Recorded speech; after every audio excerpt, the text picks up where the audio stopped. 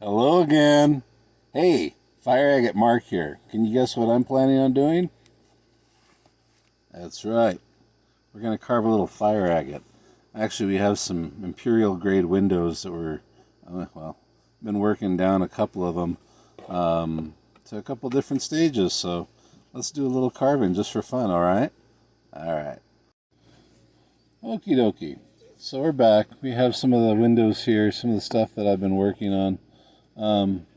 When I say windows, what do I mean? All right. See how the stone is flat? It was cut flat down to expose where they try to cut just above the color layer. Sometimes they're successful, sometimes they're unsuccessful. I don't like doing this because you can lose a lot of colors, but these were very well done, so it worked out. Some of these were just raw, and I've been going through them, trying to dig out a little bit more color. This one's got some really pretty purples and greens. I'm gonna, work on it as I go. This one is close. I'm still sanding on it a little bit before I finish the final polish. I love these streams of bubbles that they get. It's like a chain of DNA or something like that. I love them. And that's just little bubbles that, deposited later along the agate as it was cooling off and forming.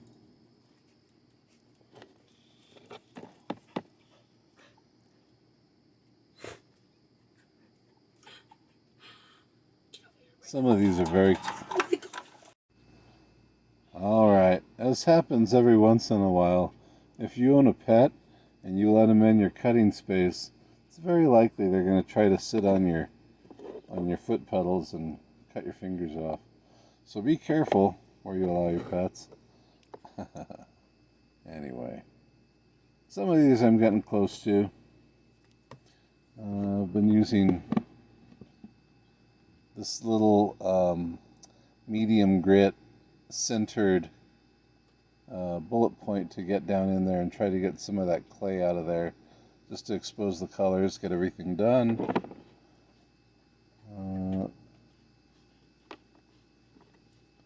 Let's see. That's what I'll do here. I'll go around, eliminate this the void in the middle of the saginite. Probably save that and then see how the stone plays out. This one's got some really pretty purple and teals and blues. It's going to be a fun one when it's all said and done. But let's get a little carving done.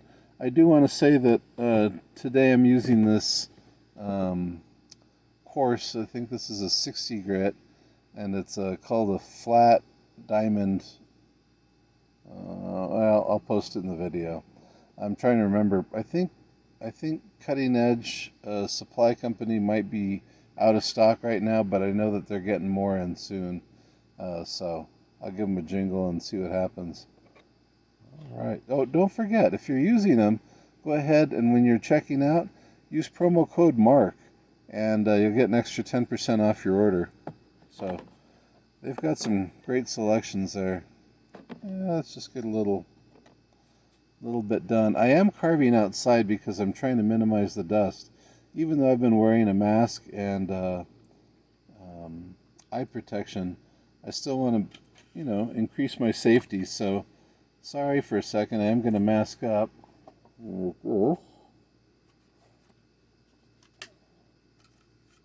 let's get a little carving done.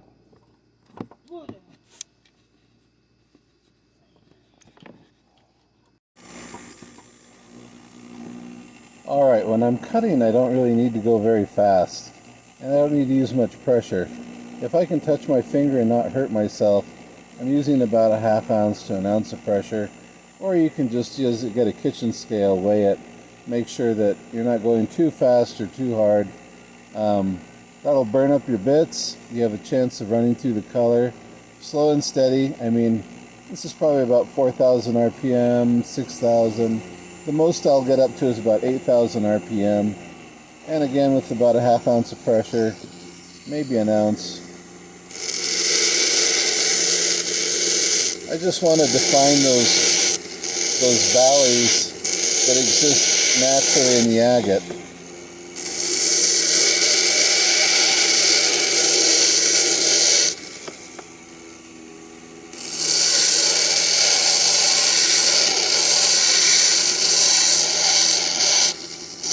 Kind of rounding it out and trying to keep it symmetrical.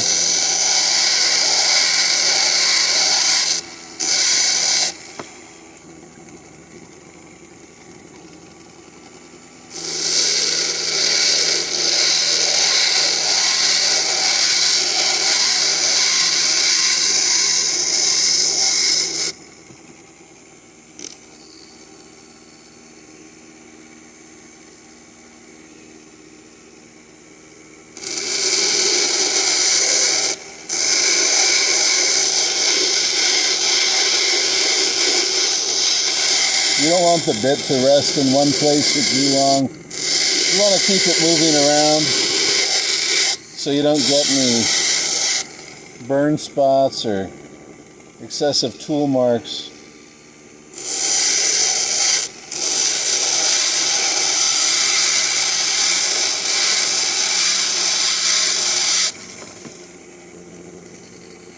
Keep dousing the stone, or if you've got a steady drip system, irrigation system rigged up.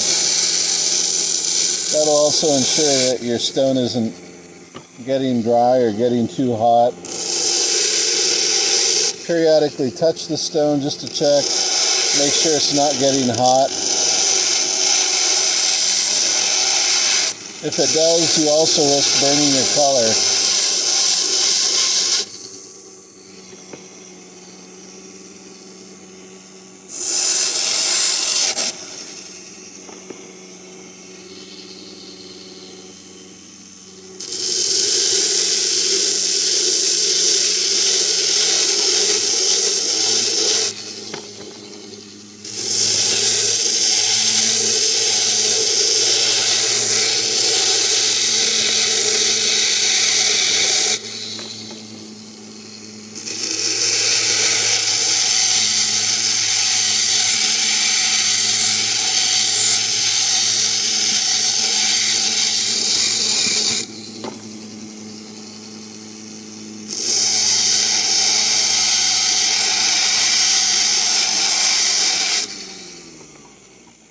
And every once in a while you want to stop and assess your progress, assess the stone.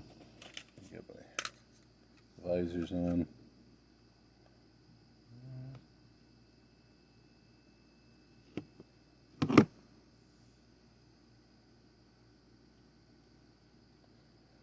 It looks like I'm closing in on it through here. You can see as those little bubbles, as they become more defined, you'll know that's the closer you're getting to the agate. When the bubbles are the most defined, you're right on top of the color. So you want to stop just short of it, because you're going to do a little more sanding and fine work, and that's where you want to use finer grit tools. You don't want to be using 60 or 80 grit. Let's see this real quick. Sorry, I'm going to hold it much closer. Alright, so we've got green coming out of the bottom right here. Looks like I have a little more in this valley to go down.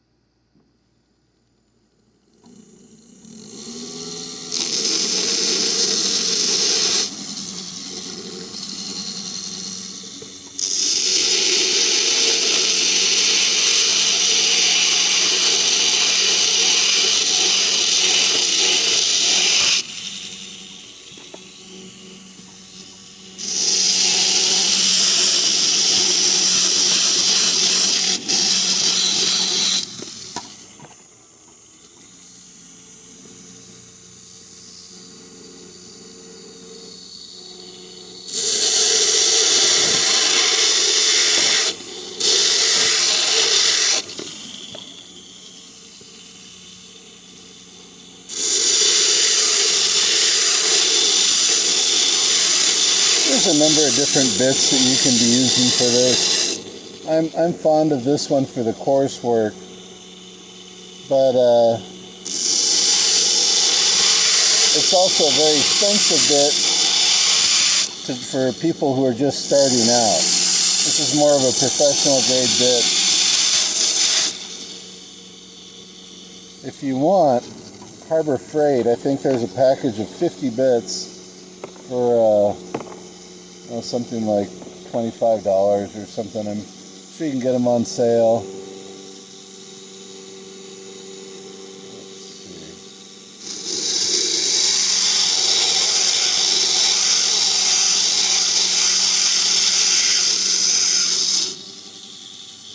So I'm just doing the general shaping of the stone. I have to bring it in here where the chalcedony is clear, because if it's clear, it's not really, and you see how quickly that comes off? That's with gentle pressure and low speed.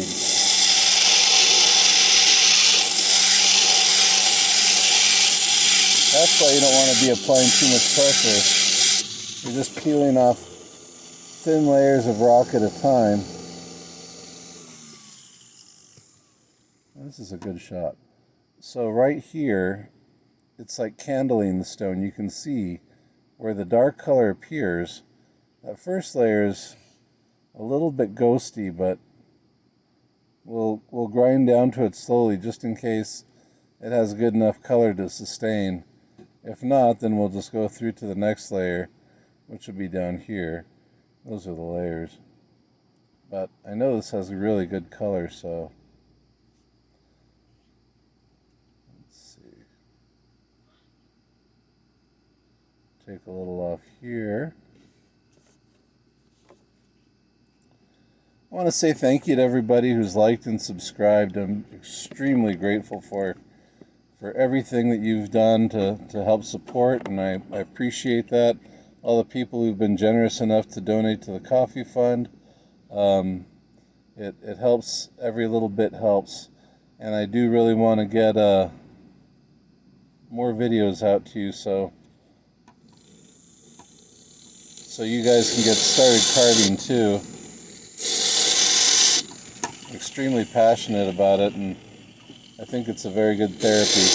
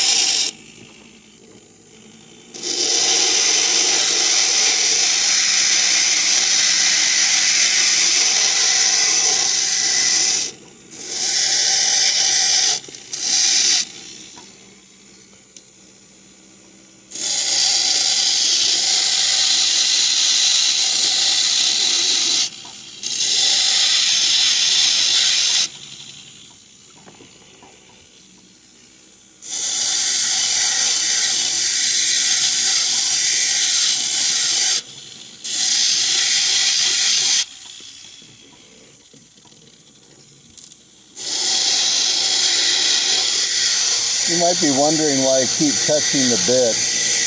I'm just charging it with water, and that's how slow I'm going and how little pressure I'm using. Otherwise I wouldn't be touching that.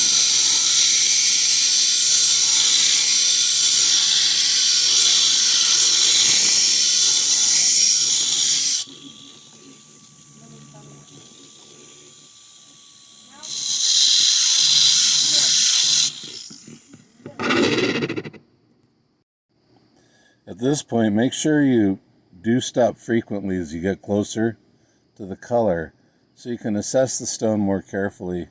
Different lighting. You want to make sure that you're not going too quickly, too far, that you're maximizing your color. I think this is about, excuse me, this is about as far as I'm going to go with this bit. So I appreciate everything. This will be a little video that I'll pop out, and then we'll get back to some more carving next time. Thank you so much for your support. I hope you have a wonderful night.